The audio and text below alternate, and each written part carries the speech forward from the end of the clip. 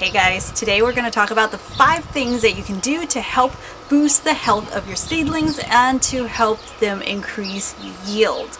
Now, if any of you who are new to gardening, be sure to check out my playlist for Gardening 101, which I will link you down below or in the card up there. However, in this episode, I assume that you already have gotten your seeds to germinate. So the first thing I want to talk about is, well, actually, it's the importance of any type of plants, right? It's all about establishing a really strong, healthy root system so that it would support anything, the entire structure of the plants, growing branches and, eventually flowering and producing.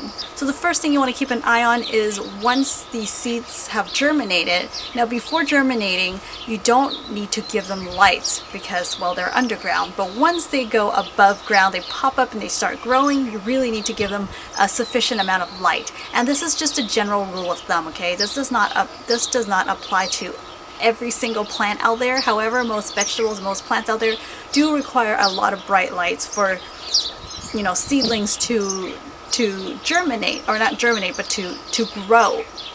So if you're starting the seeds indoor, I assume that you have somewhere like a really close or super, bright window, or using grow lights or even fluorescent light.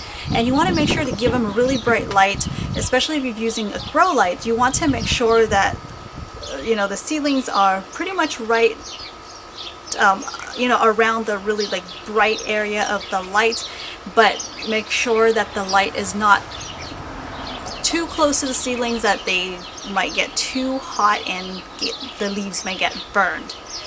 So a little bit of warmth but a lot of brightness, the seedlings would just love the sunbathing. Now, if you decide to take them outside, that's basically a process called hardening off your plants, which is really important. Besides getting grow lights throughout, the day indoor, when you take them outdoor, you're actually introducing them slowly to what it's like to be in the real world. When they start to grow, they're going to be outdoors, bumping against wind and different types of sunlight conditions. Some days is a little more gloomy, some days is a little more bright.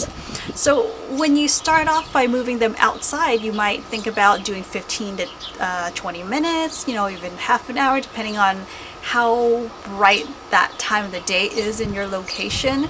So you just want to baby them and give them, introduce them to the real world in gradual, baby steps, right?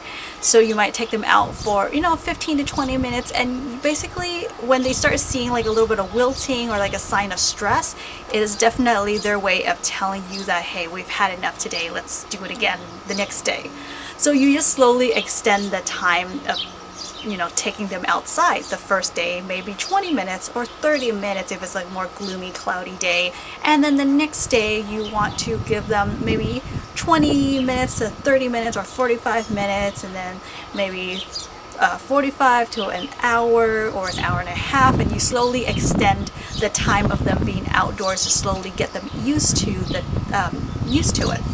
Now, if you're getting them right directly under the sun during the morning, when it gets warmer and you want to keep them still in a bright area, you can just move them to somewhere where it gets a little bit more shade. So that would be a good way to harden off your plants.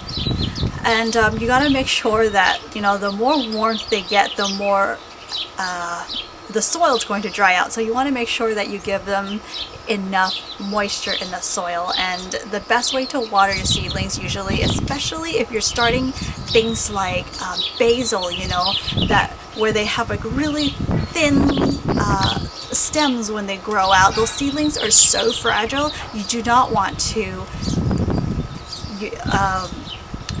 water them directly on top. So the best way to water your seedlings is actually having a tray underneath and water the tray and allow the seedlings to take up as much water as they need. So that's the first thing, is to make sure that you give them enough sun. Otherwise they're going to start stretching, which is when you see plants get really linky, it's a sign that they need more light. So that's a really easy fix. You just move them to a brighter location. The second thing I want to talk about is airflow. air circulation, because when they're outdoors it's not stagnant, right? You get like the breeze, the wind. Sometimes you get suddenly that gust of wind, that crazy wind that really makes your plants move. And when you have wind, it actually, that movement helps to strengthen the root system. So you want a strong root system by introducing them to a bit of a breeze. You either can set up like a fan indoors or leave it in a location where you get some sort of a breeze sometimes, so that the air isn't, stagnant. Or if you're putting it outdoor, that would be perfect. During the time they're hardening off with the sun, getting used to the sunshine, they're also getting used to having that wind movement that's, brushing against like the top of the seedlings. So that's really important for the root health. The third thing is, now, usually when you grow seedlings, they're in a potting mix that's for starting seeds, which usually is a very more like mild, simple kind of a potting soil.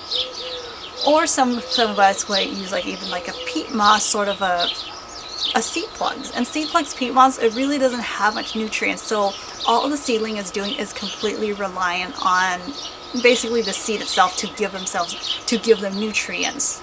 So if you want to boost the health of those plants, you want to give them like a very light solution. I usually would do like a kelp extract. So this is a kelp extract that I use. Otherwise, I would use some worm casting tea, and you would dilute it in water. So it's a very mild solution that would help add some nutrients to the soil for your seedlings to take up. If you give it nutrients, you really notice that the leaves will get greener, or it'll grow faster, or you'll start seeing like a really strong, healthy root system, which would sometimes you might notice that it looks like mold almost. And those are like the growth, like the hair when new roots are growing, they get like these fuzzy white looking things on there, and that's usually a sign of very healthy roots that are establishing. Now at this point, I assume that your seedlings are big enough to be transplanted. Transplanting is a really important stage of a plant's life. It's basically like graduating from, childhood to adulthood, right? And so you want to pick the right time to transplant them. Plants that have like really healthy root system that you start seeing, roots sticking out of the potholes, that's usually a good sign. That means they need to go to a next size up. So you either get them to a bigger pot, or you would start introducing them outdoors if the weather is appropriate where you are.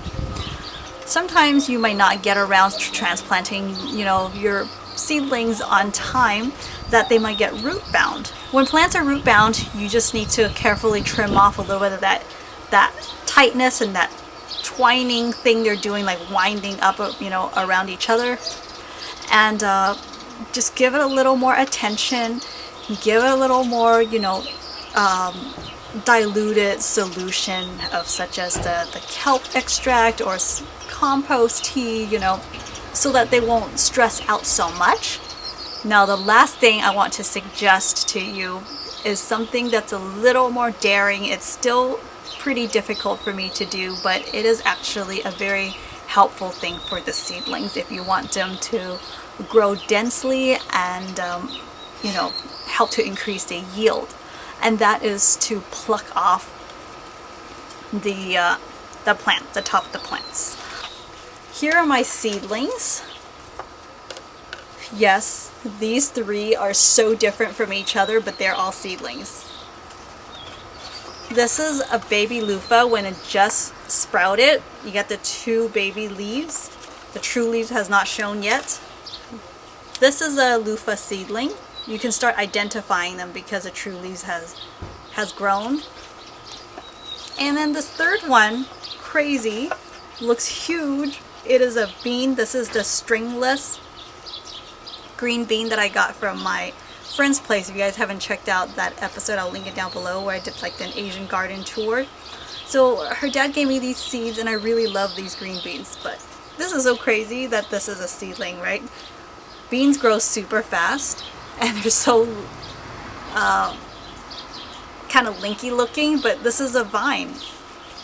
So this one is definitely a really good example of, the beans is a really good example of not getting to the seedlings to transplant, you know, in time. So when I open this up, I'm going to have to carefully split this up, which I can link you to that episode to show you how I carefully split up, you know, multiple plants from one pot.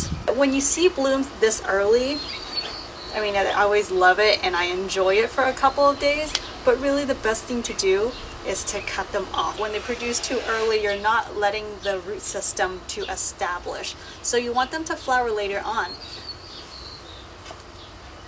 That's why when I see flowers way too early, it is really hard to do, but gotta cut it.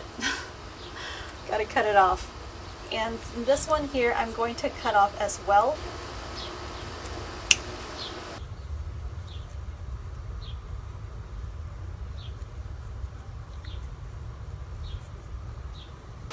Thank you, you guys. I hope you guys found this video to be helpful. If you did, please like, share, and subscribe to this channel, and hit that bell button right next to the subscribe button so that you'll be notified when new videos are out. And if you would like to support my work, I really would appreciate it. You can go check out my website at wendylen.com. I'll leave the links of everything that I've mentioned in this video just in the description box below. Thank you, you guys. Happy gardening, and I'll see you right back here in the next one. Bye.